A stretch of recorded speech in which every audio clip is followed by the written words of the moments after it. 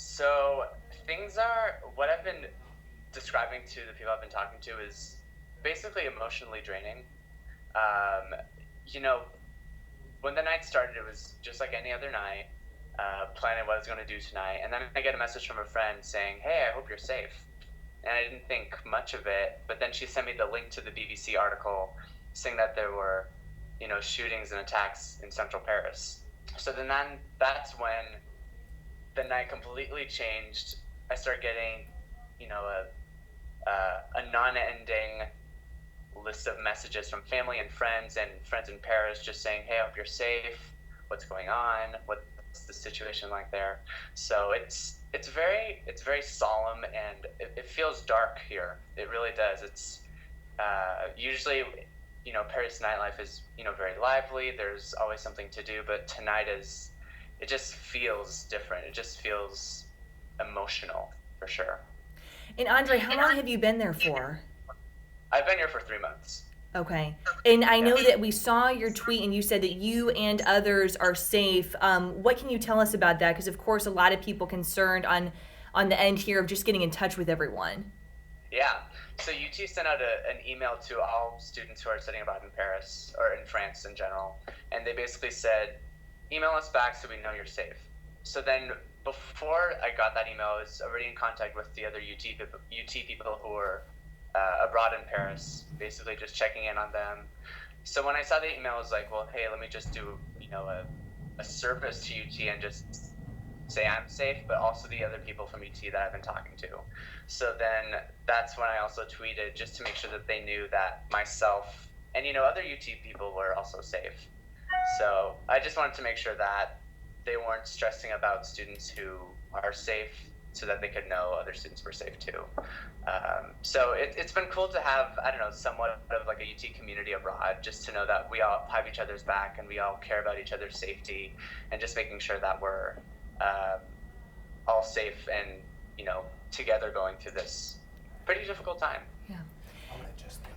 And we know that there's about 70 students that are over there. Are you all in the same group or are you kind of spread out throughout Paris? I'm guessing that you're kind of all together if it's anything like my program when I had gone.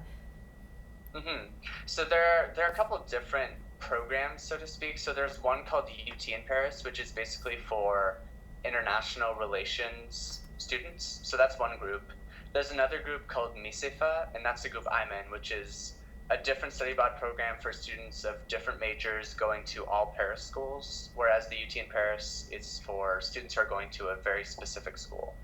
So those are the two groups that are in Paris, and I'm connected with both groups because I also, aside from studying music, I also study international relations. So I know some of the students in that group. So it's kind of two different UT groups, Yeah.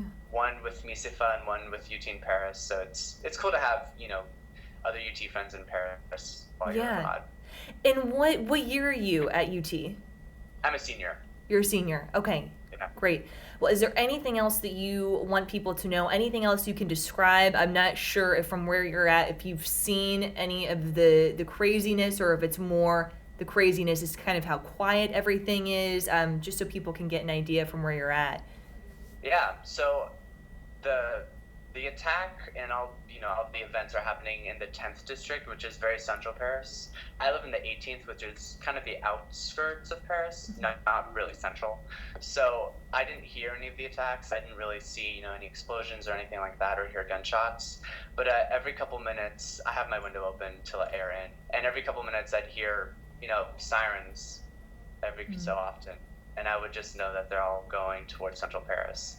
So that's kind of kept me emotionally intact. Like whenever I hear a siren, I'm always reminded, okay, well, this, although it's not close to me and although I'm safe, other people are not safe. Other people are having a hard time, getting in contact with family members who are either were held hostage or who are under protection by the police in a music venue of some sort.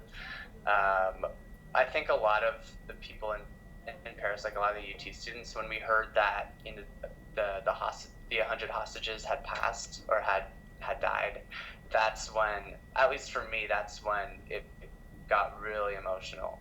Because that, I don't know, just having a number of that big of a toll of people just turns it into a different perspective, and just how, one attack or one bombing can just change into a whole different situation. So that's, even though I'm not close to it, I still feel the pain that, Parisians in central Paris are feeling, with the speech that the president made, and him, closing off all the borders. Those different, I guess, actions that the country takes kind of influences also, the emotional connection that we feel with this issue. For me as well, my parents are in a country nearby, and they were going to visit Paris, but unfortunately they can't because they closed the borders, and they were going to take a train into Paris, but they can't do that, which is too bad, but I'm glad they're safe as well.